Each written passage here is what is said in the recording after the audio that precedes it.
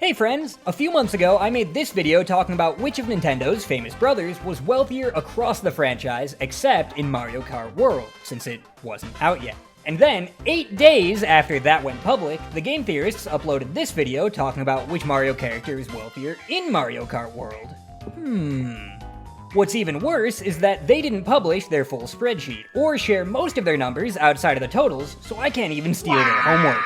In that original video, we figured out that the brothers are loaded, and that the vast majority of their wealth comes from a pretty unexpected place. At least I didn't expect it. At the end, I asked the comments what other characters they'd want to analyze the finances of, and they said Wario. Actually, he was tied with both Bowser and Link, but I want to do Wario first because he's like the money one. The two main rules I'm going by are that 1, everything is canon unless it contradicts something else canon, and 2, I am appraising prices based on what things would be worth in the real world. Just like last time, we'll take a look at everything he's done in all of his appearances to try and answer the question, how much money does Wario have? Unlike the Plumber Twins, Wario has appeared a lot less. He has no movies, no coloring books, no weird live-action series that ran for way too long, and, as far as I can tell, almost every time Wario appears in a book, comic, or manga, we either get a retelling of one of his games, or we get something that just doesn't show anything new. Like in these 2 issues of the Endgang comic series, where some kids accidentally summon him to the real world. Also, side note, one of these 2 comics is titled Jagdszenen aus der unteren Oberstufe, and the other is called Gecko. These 2 names are not created equal.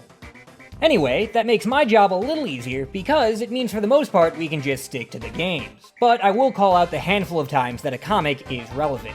As far as those games go, a lot of them are the same ones we already went over when talking about Luigi and his twin. So, just like last time, let's start by counting coins. Here's my spreadsheet from the other video, and here's a quick refresher on this sheet so you don't have to go watch it. But you should anyway.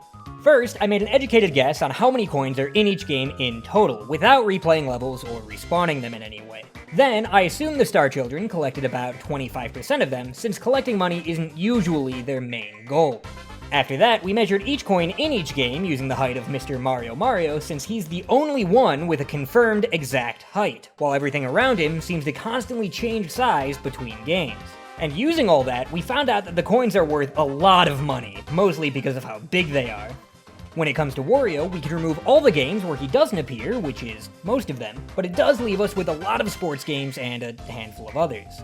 For the mainline platformers that he was in, only one of them really counts, while for the other 2 here, he either isn't playable or isn't in the story, so we don't see him collect any coins. But, since he's much more motivated by greed than his Italian foil, I'll say Wario would probably strive to pick up 100% of the coins the one time that does count, Super Mario 64 DS. For the Mario Kart games, now that it's out, we do need to include Mario Kart World. Since Mr. Video here is mostly sitting down in the game, it's hard to use his height directly in the map, but if we measure the height of his head relative to his body in the character's select screen, we can use that ratio to then measure the coins with his head. Then we can do some math to figure out that these coins are pretty standard 0.013 cubic meters. If they're made of gold, like the rest, they would weigh 250 kilograms, or 0.21 2,500 elantras, and be worth 28.7 million USD per coin. As for how many coins there are, there's no definitive number available, but I would guess the huge open world contains somewhere on the order of 5,000 total coins. While I'm on the topic of Mario Kart, last time people were questioning where the coins are in certain entries, so just to be clear, even though neither title features coins in normal races, Mario Kart Wii does have the Coin Runners Battle Mode, and Mario Kart DS has them in some levels of the single-player mission mode, like Mission 1-2. I promise I do my research. With that out of the way, Wario also gets invited to the other sports outings, or at least he shows up for them, and he was there for one of the 2 Mario & Rabbids games. All the math for those games is unchanged though. We do have some new games to account for because Wario has 2 series where he takes the starring role while the rest of the main cast is generally not present, those being the WarioWare series and the Wario Land series. For WarioWare, while some microgames do have coins, the microgames as a whole are presented by the narrative as being part of in-universe video games, and not real events happening to the characters. Across Wario Land, however, Wario is usually trying to make as much money as possible, and along the way he collects a lot of treasure, gems, and coins. Just like with Mario Kart World, the total number of coins in each game is not readily known, but we can make a reasonable guess in a few ways. Starting with Wario Land 1, also known as Super Mario Land 3, the ending you receive is based on the number of coins you gather, with the best one requiring 99,999 coins. Normally, I wouldn't include any coins that you have to grind for or respawn, but here there's an actual cutscene implying that he really gets all those coins in the narrative. For the rest of the games, even when there's multiple endings, it's usually based on things other than coin count, meaning instead I have to wager an educated guess on how many there are. Here's what I got. Some of these might be a little lower than you expect, specifically the counts for Wario Lands 4 and Shake It, and that's because in these games, unlike almost every other game that features coins across the Nintendo Expanded Universe, the gold coin is not the lowest denomination. In Wario Land 4, a gold coin is worth 500 points, while in Wario Land Shake It, they're worth 100 coins. In both games, smaller units of currency do exist, but I wanted to keep our measurements on this sheet specifically related to the gold coins. So I divided the estimated totals by the worth of the gold coins in those games. The end result will be the same, I just think this is cleaner. If you're super familiar with these games and any of these totals still look weird to you, definitely let me know in the comments because I did not have time to fully play them. Now, we still need to measure those coins, which is a little more complicated. Like I said, Jumpman doesn't appear in these games, so we can't use him as our ruler, and also like I said, he's the only character with a confirmed consistent height. Meaning, we cannot be 100% certain with any measurements we make, since in games with both characters, Wario's height tends to change in relation to Skinny Wario's height. But we can still get close with an average, because those height changes are pretty small, and they get smaller as the games go on and Nintendo starts to standardize the proportions more. In recent games, on average, Wario is about 8.3% taller than Luigi's older brother, making him roughly 168 centimeters tall. Knowing that, we can measure Wario in each game, use that to estimate the height of the Punch-Out referee, and use that to measure our coins. Now, we can tally it all up and find that in coins alone, Wario has hoarded 24.5 trillion United States dollars. That is still assuming the coins are pure gold, which, as many comments pointed out, they might not be, but luckily, I don't have to deal with that this video, because in Wario's case, it simply won't matter that much. More on that in a bit though. First, let's look at his job history. Wario hasn't had quite as many professions as the great Gonzalez, but he's still had a few. Starting with sports, we've seen him play baseball, basketball, dodgeball, golf, hockey, horse racing, tennis, volleyball, and association football. He's also been a professional motorcyclist, a professional go-kart driver a bunch of times, and an Olympian, but Olympians don't usually make a salary. Other than sports, he was an archaeologist in the Picross series, a doctor in 2 Dr. Mario games, a cake delivery driver in one of the Game & Watch remakes, and he worked as the caretaker of the Vulcan Crosser skyscraper in the German comic Super Mario in Die Nacht des Grauens, in which he makes a contract with a demon named Abigor. Why is all the extended media so weird? On the more corporate side, he owns 7 businesses, 5 racing tracks, a power plant, a ski resort, a Ferris wheel, and, just to make sure he one-ups his red rival, instead of running 2 theme parks, he runs 3. I'll explore those properties more when we go over companies and real estate, but he likely also gets income from all of them. Just like last time, since there's no indication of the time spans of these games, I'll give a conservative estimate that he worked each job for 1 month per instance we see it. Then we can approximate how much he made in those months with the average salary those jobs made in the decades that he worked them. Totaling it all up, Wario's grind set has earned him $13.7 million. Combined with the $24.5 trillion he had in coins, that's all the liquid assets he's had over the years. But this video isn't about everything he's earned. We want to know what he has right now. So, in addition to 3.5 decades of living expenses chewing away at his savings, we also need to consider the incident. In July of 2018, Nintendo released WarioWare Gold for the 3DS. It was the 10th-ish entry in the series, it depends how you count, and its story has a very important detail. The main story is about Wario putting together the Wario Bowl gaming tournament, but the reason he decides to do that is because he's broke. Quite literally, he has no money. Important to note, he hasn't lost everything. He makes this discovery while in his house and corrects it using his company, so he does still have some assets. But I think it's safe to say that anything liquid, the actual cash coins and dollars he had saved up before this, are spent. And I actually have an idea on where it all might have gone, but more on that later. The timeline of the Wario games, or games of the entire franchise for that matter, has never been super clear. And I don't think Nintendo plans on even acknowledging if they share a timeline, let alone laying it out for us, since that went so well with the Zelda franchise. Some Wario Land games directly reference earlier titles, and in Mario Kart World, we see that he runs Wario Games, which I suspect is another name for WarioWare Inc. So there is some continuity, but without anything more definitive, I'll have to fall back on assuming that games released after WarioWare Gold occur after WarioWare Gold. meaning if a game came out before July of 2018, we'll consider any cash earned in it as lost. That knocks out all of the Wario Land games, most of the sports games, really all of his coins are gone except for those from the most recent handful of Mario Kart games. As far as his jobs go, most of that money is gone too. He played a few sports once each, twice for go-karting, and he was a practicing doctor in 2019. Most of his companies are active in either Mario Kart Tour or Mario Kart World, but it's still a huge loss, altogether accounting for less than 1% of his lifetime earnings. But like I said, he didn't lose everything. So let's take a look at some of his other properties, the stuff he probably kept. Starting with the one most relevant to WarioWare Gold, WarioWare Incorporated. Across the WarioWare series, WarioWare Inc. is the company created by Wario to try and capitalize on the booming video games industry. Fun fact, just like how Chris Pratt's toy company references how Nintendo began by making toys, Wario's endeavors in monetizing new control schemes mirrors Nintendo in the modern age more directly. Weird how they chose Wario to represent how they do business now. Huh. I don't know where else in the video to put this, but I did still want to mention it. WarioWare Inc. did, at one point, raise 100 bajillion coins on a Kickstarter parody platform called Crowdfarter. But, since this was before 2018, any of that money that went to Wario is now gone. Which is good for me, because I don't need to figure out how much a bajillion is. The games being made in the WarioWare series are heavily implied to be the WarioWare games themselves, so we can look at the real-world equivalents and draw some comparisons.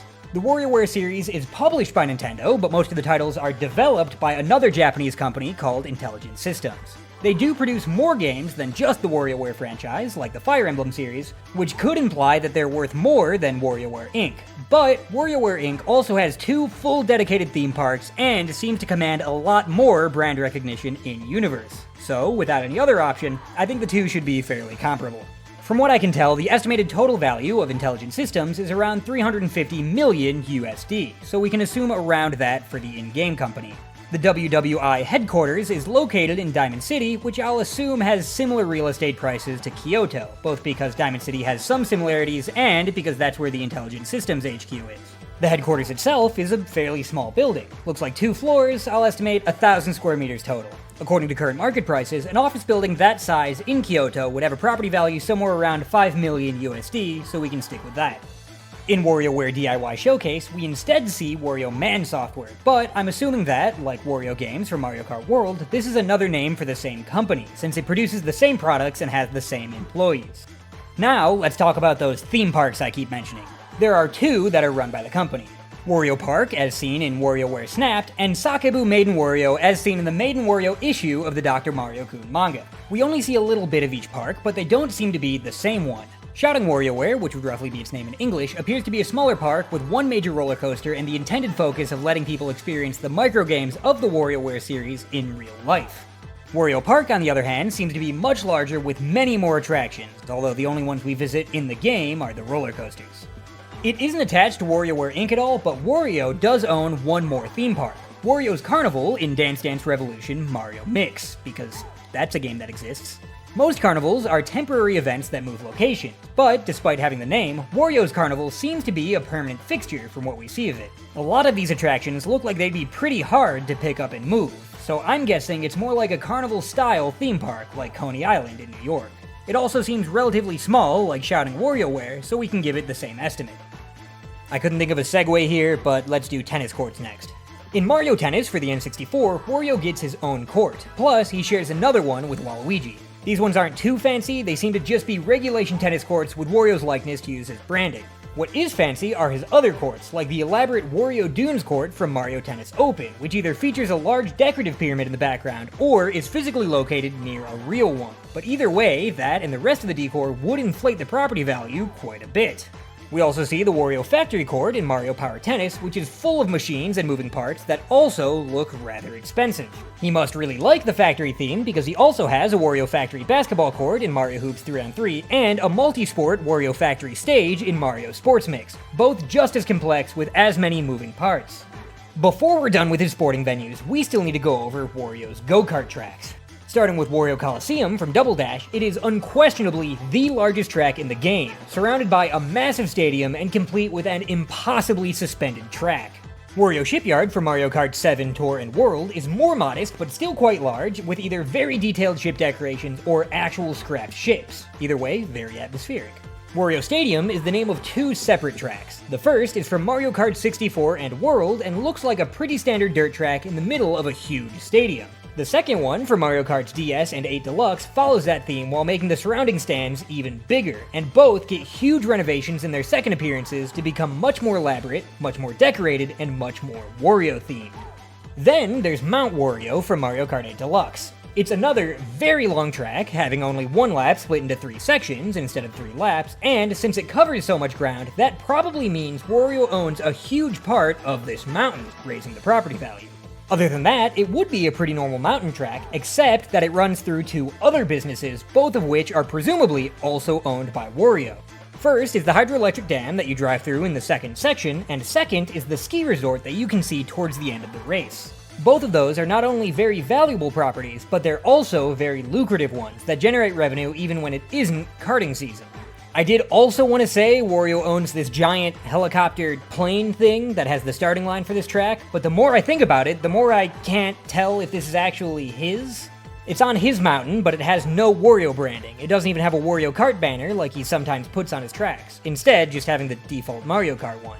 Plus, it's mobile, so it's not a permanent fixture here. Maybe the Mario Kart League owns it? If he did own it, this thing has gotta be worth a lot. I mean, just look at it. So I guess let me know if you think it belongs to Wario in the comments, and if you do, I'll try and appraise it.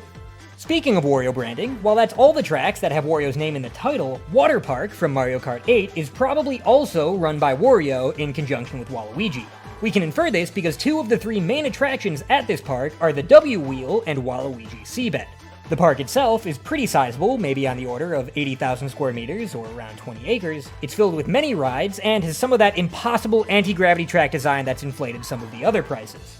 It seems to be closed for the race, so we can't see how much attendance it gets, but it's very flashy, clearly well maintained, and big enough that we see advertisements for its main attractions in other parts of the world, so I have to imagine it pulls in some pretty big crowds. On the topic of advertisements seen in other tracks, across the Mario Kart franchise, we do see several other businesses that Wario runs, but that we never get to visit. All the way back in Mario Kart Double Dash, we see signs for Wario Pharmacy, no doubt Wario's attempt to repackage and resell the vitamins he stole in Dr. Mario 64 2 years prior. We don't see the building and can't speculate on how many locations he has, but if I'm right and he's selling Dr. Mario's vitamins, which are essentially actual cure-alls, I can't imagine the company is worth much less than the top pharmacies. Fast forward to Mario Kart Tour and we get a glimpse of another business venture he's on, Wario Bank. Honestly, given that his primary characterization is money, I'm surprised it took him 27 years to go into banking. We once again don't see the scale of the business, but since it's capable of advertising in a massive international event like Mario Kart Tour, we can safely assume it's pretty big, and large banks often crack the $1 trillion mark in total assets. After that, in Mario Kart World, we see 5 more companies, although we've already been over Wario Games, leaving this series of car-themed businesses. Like I referenced in the opening, Game Theory host Tom Theory briefly went over Wario's companies in this game. But while I can't see the actual numbers he landed on, since he didn't publish them, I do agree with the big assumption of that video, being that any company that buys ad space on a global televised event is probably a frontrunner in their industry. That makes Garlic Power Pure Engine Oil comparable to Valvoline, Wario Overland Transport is our stand-in for FedEx, Wario's Premium Scrap is probably similar to Sims Metal Management, and Wario Motors is likely this universe's version of something like Toyota. All very big, very valuable assets in Wario's portfolio. Like his other companies, we never see any buildings associated with those brands, but if we add those as miscellaneous properties and account for the revenue he makes by owning them, we're done with his businesses. Mostly. But we aren't quite done with real estate yet, because Wario also has a couple of houses and a few castles. First is his house in Diamond City that we see a few times throughout the WarioWare series. It's a fairly modest home, but we do see him upgrade it throughout the series, and that and the passage of time both make it probably worth a good bit more than he paid for it. It's also in a moderately expensive area, it's a pretty nice house, and Wario's name has some level of celebrity to it in this world. We also see his house in the Christmas Carol parody, Wario's Weihnachtsmärchen, but we don't see enough of it to really tell if it's a different house. What we can tell is a different house is Wario Tay from the 1993 puzzle game Mario and Wario, where the 10th and final world took place completely inside Wario's massive manor. And I mean massive. Here's Luigi, here's one room of the house, and there are at least 10 of them. We never get a great view of the outside, only this little icon on the level selection screen, but it is enough to confirm that this isn't his other house, but that it is a house and not a castle. As far as castles go, he has at least 2 of them, but might have more. In the 1994 puzzle game, Wario's Woods, we see Wario's first-ish castle. If we pay attention to the brief shots of the exterior, we can note a few things. 1, that its towers have pink conical roofs, and 2, that it exists right next to this icy area. Later, in Wario Land 2, we see another shot of Wario's castle, but this one has flat top towers and is not next to an icy area, instead being on a tiny island like that other guy's castle. While he could have remodeled the towers of his castle, I don't think Wario could have changed the climate of his island. Well, not yet anyway, we'll come back to that. So, we can reasonably infer that these are 2 distinct castles. Then, in Wario World, we see the interior of a castle, but only the interior. Even though the level of extravagance here doesn't seem to match anything we see elsewhere, since we never fully explored the other castles, it's hard to be sure that this isn't in one of them.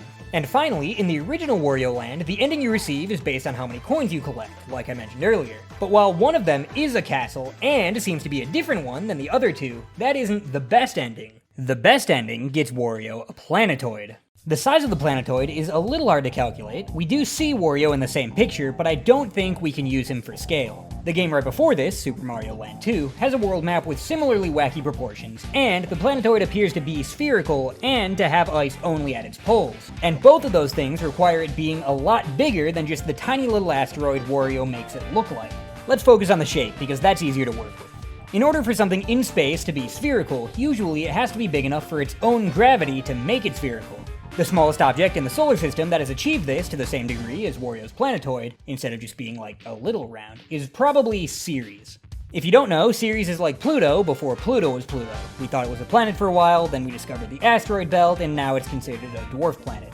Ceres is about 500 kilometers in radius, and isn't a perfect sphere, not even Earth is, but it's close enough. A sphere with a radius of 500 kilometers would have a surface area of over 3.1 million square kilometers, meaning this is a plot of land roughly the size of India. Combined with total mining rights, any other natural resources that can be found on it, and not to forget the largest stone carving known to man in the shape of Wario's face.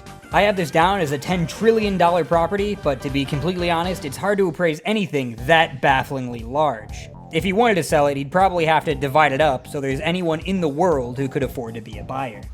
The last real estate property that Wario owns is smaller, but arguably no less absurd. Let's talk about Wario's Warehouse. Wario's Warehouse is the name of a series of articles published on Nintendo's website in the early 2000s, written from Wario's perspective to advertise the tips and cheats section of the website. In-universe, the articles are written by Wario about his many experiences owning, operating, and maintaining a cheats smuggling business. He talks about it like a business, but doesn't seem to make a lot of money from it. Plus, I don't know how much money can be made in dealing video game tips, so I haven't included it as one of his companies, but there are still some important things in these articles. First is that the warehouse he keeps all these cheats in is in constant disrepair, usually at the hands of Waluigi, who seems a lot dumber than usual. Like, I know we don't normally think of Waluigi as the pinnacle of intelligence, but in one entry, Wario has to repair the roof of the warehouse after Waluigi punches a bunch of air holes in it, an idea he got from his hamster cage, and in another one, the floor and foundation takes serious damage after Waluigi accidentally turns himself into a human drill when he tries checking his shirt tag without taking his shirt off.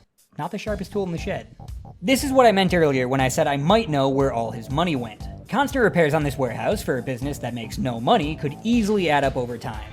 And sure, for someone as rich as Wario was before WarioWare Gold, repairing your average warehouse should be practically nothing, but not only does Waluigi probably damage his other properties just as often if he's really this dumb, but we're also not talking about an average warehouse.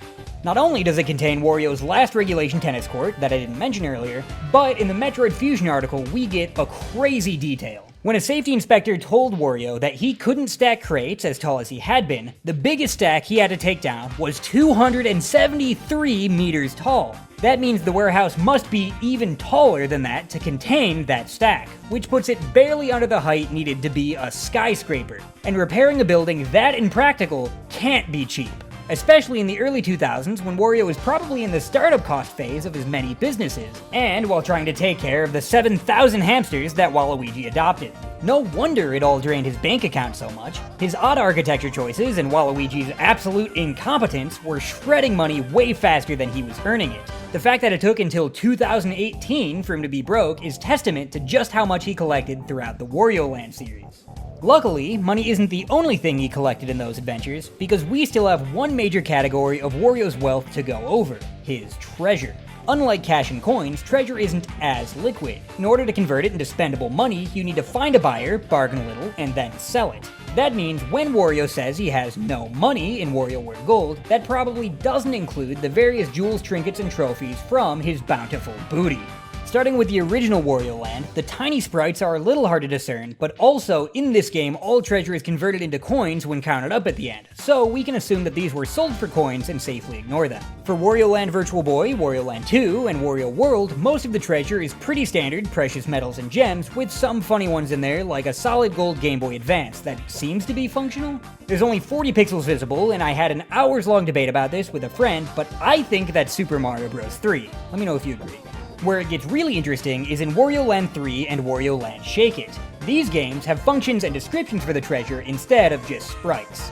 Not all the treasure is noteworthy though. Some of them are useless junk like a recyclable bottle or some expired curry, some are random items like swimming flippers or some cheese, and some are your more standard treasures like a fancy goblet or gold tiara. And while that stuff does make up the majority of both pools, the small handful of items left would instead be ridiculously valuable. Starting with stuff that's normal treasures, but bigger, we have a suit of armor made of pure silver, a baseball bat made of 24 karat gold, and an emerald the size of a melon.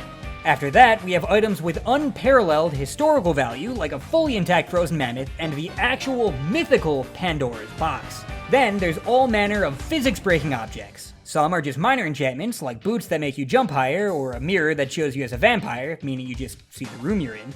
But then there are a few items that could change the world if used.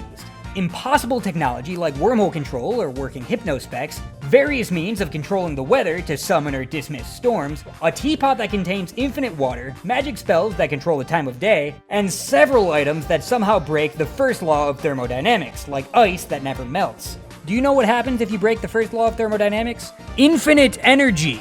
Items like this aren't just worth a lot of money. They're worth waging wars over. Wario wouldn't be selling these to interested collectors. He'd be selling them to global superpowers. Controlling weather, solving the energy crisis, changing day to night. These abilities would instantly give anyone that possessed them unparalleled influence over the rest of the world. Not only would Wario likely not care about the ethical ramifications of handing over this power, he'd probably also get any price he asked for. I have no idea how to appraise them. I have them listed as $1 trillion each, and he could definitely get that much, but essentially, these things are priceless. In the Wario Land arc of the Super Mario Kun manga, there are similarly fantastical items, like the mithril crown that grants wishes, but Wario doesn't get to keep any of them. That being said, now I think we've gone through pretty much everything he owns. There's still a series of vehicles and probably lots of small possessions to fill as many houses and castles, but I think that's everything big. So we can total it all up. If we add together the estimated value of all of Wario's assets, including his coins, earnings, all of his real estate, company's treasure, and everything else, we can estimate Wario's total wealth as $25,381,765,457,198. That's a little bit over half his total earnings, meaning he lost about half of all of his wealth in WarioWare Gold. It's also not as much money as Princess Peach's platonic friend over there, even if we don't count the Bean Bean coins. But it is more money than Elon Musk, richest man alive, whose net worth estimates still put at under $500 billion, so Wario didn't do too bad.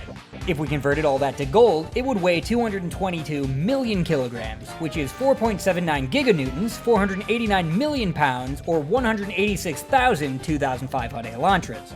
Or, in more understandable units, 28.4 million L96A1 sniper rifles, 1.11 billion IKEA boomerang wooden hangers, 8.22 billionths of Mount Everest, 164,000 2018 BMW 118i's, 24.7 million T-Rexes, 6.36 million Gorbadrovian water units, 11.19 million carbon-12 atoms, 4.44 billion standard ADGSM A4 sheets of paper, 3.58 million Gokus, and 4.21 of this guy's mother.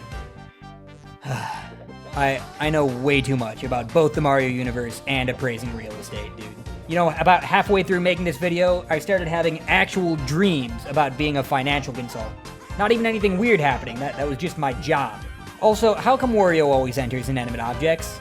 I didn't manage to work this into the video, but that's the plot of like 4 of his games. I know the mainline series sometimes has paintings, but Wario goes into like a music box, a globe, the television, and his own software. At some point, it's gotta be a hidden power special to Wario, right?